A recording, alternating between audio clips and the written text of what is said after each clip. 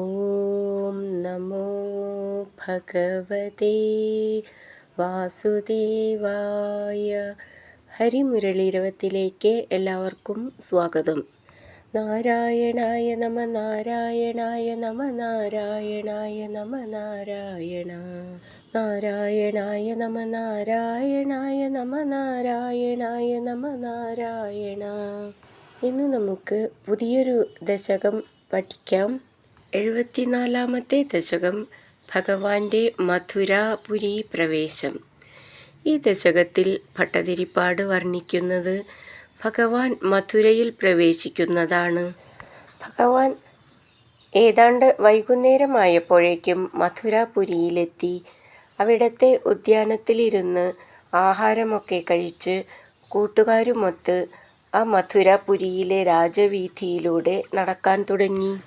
ഭഗവാന്റെ പാദങ്ങൾ ചുവന്ന് രാഗമുള്ളതായിരിക്കുന്നതുപോലെ മഥുരാപുര സ്ത്രീകൾ അനുരാഗം കൊണ്ട് രാഗിണികളും സുന്ദരികളും ഭഗവത് ശരീരത്തിന് മേഘകാന്തിയുള്ളതുപോലെ അവർ മനോഹരങ്ങളായ പയോധരങ്ങളുള്ളവരും ഭഗവാന്റെ കണ്ണുകളുടെ ചലനം പോലെ അവർക്ക് ഭഗവത് ദർശന ലോലത്വവും ഭഗവാന്റെ മാറിടം മാലകളാൽ ശോഭിക്കുന്നത് പോലെ അവർ മനോഹാരിത കൊണ്ട് മറ്റുള്ളവരെ ആകർഷിക്കുന്നവരും ഭഗവാന്റെ പുഞ്ചിരി പോലെ അവർ പരിശുദ്ധകളും ഭഗവത് കജം മയിൽപീലി അണിഞ്ഞു മനോഹരമായിരിക്കുന്നത് പോലെ അവർ ഭൂഷണങ്ങൾ അണിഞ്ഞവരുമാണ്. ആ വീഥിയുടെ ഇരുപുറവും മഥുരാനിവാസികളും സുന്ദരിമാരും അത്ഭുതത്തോടെ ഭഗവാനെ നോക്കിക്കൊണ്ടു നിന്നു. അപ്പോഴാണ് കംസന്റെ വിലപിടിപ്പുള്ള വസ്ത്രങ്ങൾ അലക്കിക്കൊണ്ടു പോകുന്ന അലക്കുകാരനെ ഭഗവാൻ കണ്ടത്. ഭഗവാൻ അവനോട് ഒരു വസ്ത്രം ചോദിച്ചു. "നിനക്ക് രാജകീയ വസ്ത്രം ആരെങ്കിലും തരുമോ?" എന്ന് ചോദിച്ച് അധിക്ഷേപിച്ചപ്പോൾ അവനെ വധിച്ച് തനിക്കും ബലരാമനും വേണ്ട വസ്ത്രമെടുത്ത് ബാക്കി ഗോപന്മാർക്കു കൊടുത്തു. ഭഗവാൻ പിന്നീട് ഒരു നെയ്ത്തുകാരനെ കണ്ടു. നിശിത ബുദ്ധിയുള്ള അവൻ രാമകൃഷ്ണന്മാരാണെന്ന് മനസ്സിലാക്കി അവർക്ക് ചേർന്ന പട്ടുവസ്ത്രങ്ങൾ നൽകുന്നു. ഭഗവാൻ അവന് സാരൂപ്യമുക്തി നൽകി അനുഗ്രഹിക്കുന്നു. അതിനുശേഷം ഭഗവാൻ ഒരു മാലാകാരൻ്റെ ഗൃഹത്തിൽ ചെന്നു. അയാൾ അവർക്ക് മാലകളും പൂങ്കുലകളും കൊടുത്ത് ഭഗവാനെ സ്തുതിച്ചു. അവൻ അപേക്ഷിച്ചതനുസരിച്ച് സ്ഥിരമായ ഭഗവത് ഭക്തി നൽകുന്നു. പിന്നീട് ഭഗവാൻ വഴിയിൽ പത്മവിലോചനയായ ത്രിവക്ര എന്ന കൂനിയെ കാണുന്നു. അവൾ കുറിക്കൂട്ടുകൾ വിൽക്കുന്നവളാണ്. അവളുടെ മനസ്സ് അവക്രമാണ്. അതിനാൽ ഭഗവാൻ അവളെ പിടിച്ച് നിവർത്തി അവക്രയാക്കി തീർത്തു. അപ്പോൾ അവൾ ആധ്യാത്മിക തേജസ്സിനിരിപ്പിടമായി ലോകൈക സുന്ദരിയായി തീർന്നു.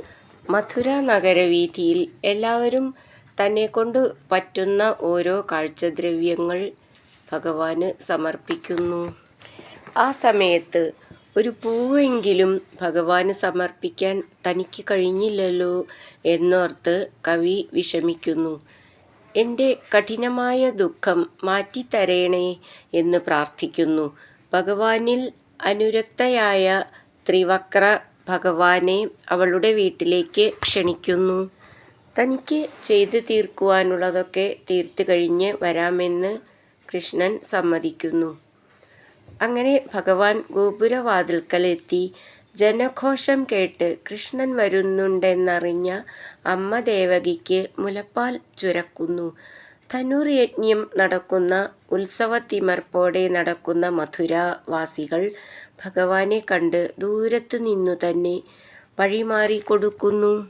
കാവൽക്കാരെ വകവയ്ക്കാതെ ഭഗവാനും കൂട്ടരും കോദണ്ഡശാലയിൽ പ്രവേശിച്ച് കാവൽക്കാർ തൊടരുത് എന്ന് പറയാൻ തുടങ്ങുന്നതിനു മുന്നേ തന്നെ വില്ലെടുത്ത് ഞാൺ ചേർത്ത് വലിച്ചു വിട്ട് വില്ല് പൊട്ടിച്ചു.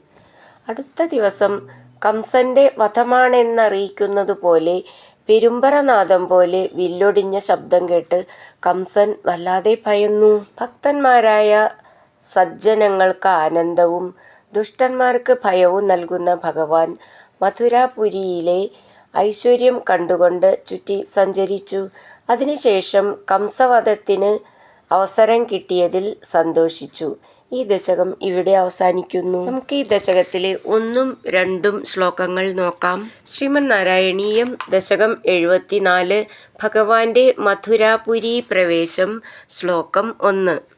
സംപ്രാപ്തോ മഥുരാം ദിനാർത്ഥവിഗമേ തത്രാന്തരസ്മിൻ വസന്നാരാമേ വിഹിതാശനഃ സഖിജനൈർയാതഃ പുരീമീക്ഷിതും. പ്രാപോ രാജപഥം ചിരശ്രുതിധൃതവ്യാലോകകൗതൂഹലസ്ത്രീപുംസോദ്യതഗണ്യ പുണ്യനികളൈരാകൃഷ്യമാണോന്നു കിം. നമുക്കിതിലെ വാക്കുകൾ പിരിച്ചിട്ട് അർത്ഥവും എങ്ങനെ വായിക്കാമെന്നും നോക്കാം. സംപ്രാപ്തോ മഥുരാം ദിനാർത്ഥ വിഗമേ തത്രാന്തരസ്മിൻ വസൻ ആരാമേ വിഹിതാശനഃ സഖിജനൈർ യാതഃ പുരീം ഈക്ഷിതും. പ്രാപോ രാജപഥം ചിരശ്രുതി ധൃതവ്യാലോക കൗതൂഹലസ്ത്രീം പുംസോദ്യത് അഗണ്യ പുണ്യനികളൈർ ആകൃഷ്യമാണോ ന്നു കിം.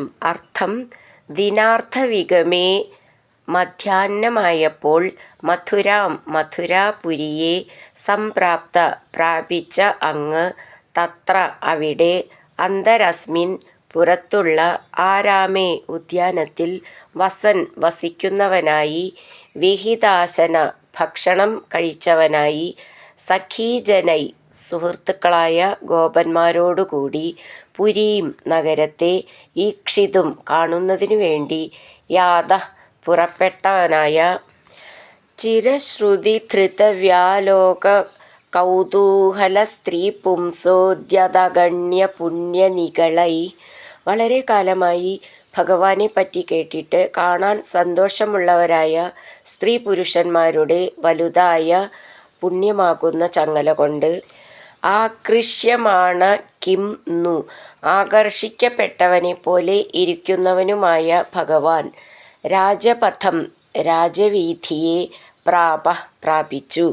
നമുക്കിതിലെ അക്ഷരങ്ങളും എങ്ങനെ വായിക്കാമെന്നും നോക്കാം. സംപ്രാപ്തോ മഥുരാം ഥു എന്നുള്ള അക്ഷരം നന്നായിട്ട് ഊന്നി പറയണം. ദിനാർത്ഥ വിഗമേ ദിനാർത്ഥ ഥ എന്നുള്ള അക്ഷരം നന്നായിട്ട് ഊന്നി പറയണം. തത്ര അന്തരസ്മിൻ ചേർത്തിട്ട് തത്രാന്തരസ്മിൻ വസൻ ആരാമേ ചേർത്ത് ചൊല്ലുമ്പോൾ വസന്നാരാമേ വിഹിതാശനഃ സഖിജനൈർ. അവിടെ വിസർഗട്ട് ചൊല്ലുകയാണെങ്കിൽ പിന്നെ സഖിജനൈർ എന്നുള്ളതിന് ഒരു സാന്ന് മതി. ചേർത്ത് ചൊല്ലുമ്പോൾ വിഹിതാശന സഖിജനൈർ യാത. അതേപോലെ അവിടെ ചേർത്തിട്ട് സഖിജനൈര്യാത ര്യാത എന്ന് വരും. ചേർത്ത് ചൊല്ലുമ്പോൾ സഖിജനൈര്യാത എന്ന്. നമ്മളത് സഖിജനൈർ യാത അങ്ങനെയാണ് ചൊല്ലേണ്ടത്.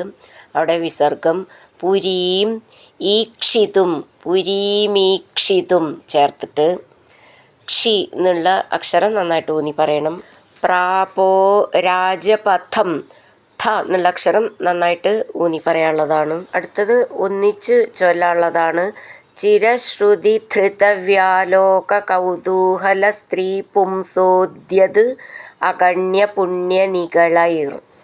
ചിരശ്രുതി ധൃത ധൃ എന്നുള്ള അക്ഷരം നന്നായിട്ട് ഊന്നി പറയണം. വ്യാലോക കൗതൂഹല സ്ത്രീ പുംസോദ്യത് അതുവരെ ഒന്നിച്ച് ചൊല്ലണം. അഗണ്യ നമ്മൾ ചേർത്ത് ചൊല്ലുമ്പോൾ സ്ത്രീ പുംസോദ്യതഗണ്യ അങ്ങനെ വരും. പുണ്യ നികളൈർ ആകൃഷ്യമാണോ ന്നു കിം. അതേപോലെ സ്ത്രീ പുംസോദ്യതഗണ്യ പുണ്യ നികളൈരാകൃഷ്യമാണോ. ഇവിടെ നികളൈർ എന്ന് നിർത്താതെ ചേർത്ത് ചൊല്ലുകയാണെങ്കിൽ നികളൈരാകൃഷ്യമാണോ ന്നു കിം അങ്ങനെ വരും. സംപ്രാപ്തോ മഥുരാം ദിനാർത്ഥവിഗമേ തത്രാന്തരസ്മിൻ വസന്നാരാമേ വിഹിതാശനഃ സഖിജനൈർയാതഃ പുരീമീക്ഷിതും. പ്രാപോ രാജപഥം ചിരശ്രുതിധൃതവ്യാലോകകൗതൂഹലസ്ത്രീ പുംസോദ്യതഗണ്യപുണ്യനികളൈർ ആകൃഷ്യമാണോന്നു കിം. അടുത്തത് രണ്ടാമത്തെ ശ്ലോകം.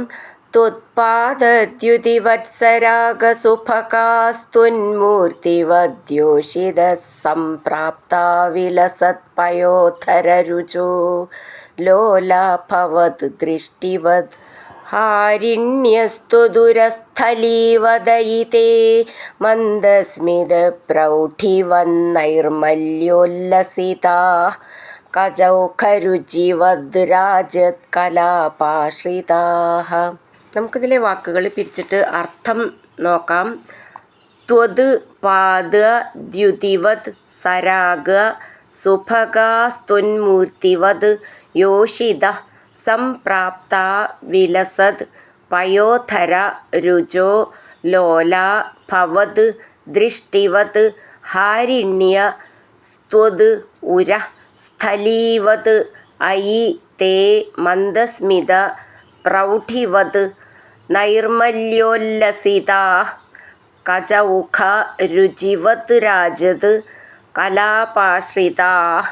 അർത്ഥം: അയി അല്ലയോ കൃഷ്ണ, ത്വത്പാദദ്യുതിവത് അങ്ങയുടെ പാദങ്ങളിലെ ചുവപ്പു പ്രകാശം പോലെ, സരാഗസുഭഗാ അനുരാഗത്തോടും സൗന്ദര്യത്തോടും കൂടിയ, ത്വന്മൂർത്തിവത് അങ്ങയുടെ ശരീരം പോലെ, വിലസിത പയോധരരുച പ്രകാശമാനങ്ങളായ പയോധരങ്ങളോടു കൂടിയവരും, ഭവത് ദൃഷ്ടിവത് അങ്ങയുടെ നേത്രങ്ങൾ പോലെ, ലോല ഇളകുന്നവരും, ത്വതുരസ്ഥലീവത് അങ്ങയുടെ മാറിടം പോലെ, ഹാരിണ്യ സുന്ദരികളും, മന്ദസ്മിത പ്രൗഢിവത് പുഞ്ചിരിയുടെ ഉദാത്തത പോലെ, നൈർമല്യോല്ലസിതാഃ നിർമ്മലത്വം കൊണ്ട് പ്രകാശിക്കുന്നവരും, കചൗഖ രുചിവത് തലമുടിക്കെട്ടിൻ്റെ കാന്തി പോലെ, രാജത് കലാപാശ്രിതാഃ മനോഹരമായ ആഭരണങ്ങൾ അണിഞ്ഞവരും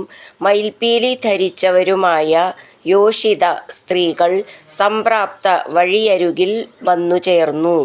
നമുക്കിതിലെ അക്ഷരങ്ങളൊന്ന് നോക്കാം. ത്വത് പാദ ദ്യുതിവത് സരാഗ ചേർത്തിട്ട് ത്വത് പാദദ്യുതിവത്സരാഗ സുഭഗ ഭ എന്നുള്ള അക്ഷരം നന്നായിട്ട് ഊന്നി പറയണം. ത്വത് മൂർത്തിവത് ചേർത്ത് ചൊല്ലുമ്പോൾ സുഭഗാസ്ത്വന്മൂർത്തിവത് യോഷിത അവിടെ വിസർഗട്ട് ചൊല്ലുകയാണെങ്കിൽ പിന്നെ സംപ്രാപ്ത എന്നുള്ളതിന് ഒരു സാന്ന് മതി. ചേർത്ത് ചൊല്ലുമ്പോൾ സംപ്രാപ്ത രണ്ട് സാന്ന് വേണം. സ്ത്വന്മൂർത്തിവദ്യോഷിത അത് പിരിച്ചു ചൊല്ലുമ്പോഴാണ് യോഷിത എന്ന് വരുന്നത്. സ്ത്വന്മൂർത്തിവത് യോഷിത സംപ്രാപ്ത വിലസത് പയോധര ധ എന്നുള്ള അക്ഷരം നന്നായിട്ട് ഊന്നി പറയണം. രുചോ ലോല ഭവത് ദൃഷ്ടിവത് ഭവത് എന്നുള്ളതിൻ്റെ ഭാന്ന് നന്നായിട്ട് ഊന്നി പറയണം. ഹാരണ്യ സ്ത്വത് ഉരസ്ഥലീവത് അയി തേ ചേർത്ത് ചൊല്ലുമ്പോൾ ഹാരണ്യ സ്ത്വതുരസ്ഥലീവതയിതേ സ്ഥ എന്നുള്ള അക്ഷരം നന്നായിട്ട് ഊന്നി പറയണം. മന്ദസ്മിത പ്രൗഢിവത് മന്ദസ്മിത പ്രൗഢിവത് ഠി എന്നുള്ള അക്ഷരം നന്നായിട്ട് ഊന്നി പറയണം. നൈർമല്യോല്ലസിതാ അവിടെ വിസർഗം നീട്ടിയിട്ട് വിസർഗം നൈർമല്യോല്ലസിതാ കചൗഖ ഖ എന്നുള്ള അക്ഷരം നന്നായിട്ട് ഊന്നി പറയണം.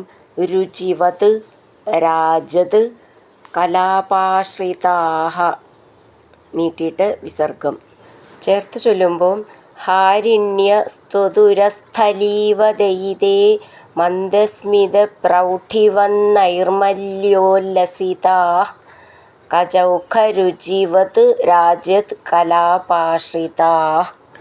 രുചിവത് രാജത് അത് ചേർത്തിട്ടാണ് ഇവിടെ ദ്രാജത് എന്ന്. കചൗഖ രുചിവത് രാജത് കലാപാശ്രിതാഃ त्वत्पादद्युतिवत्सरागसुभकास्तुन्मूर्तिवद्योषितः सम्प्राप्ता विलसत्पयोधररुचो लोलाभवतु दृष्टिवत् हारिण्यस्तु दुरस्थलीवदयिते मन्दस्मितप्रौढिवन्नैर्मल्योल्लसिताः कचौखरुचिवत् राजत् कलापाश्रिताः ഹരിനാരായണ ഗോവിന്ദ ജയ നാരായണ ഗോവിന്ദ ഹരിനാരായണ ജയ നാരായണ ഗോവിന്ദ ഗോവിന്ദ ഗോവിന്ദ.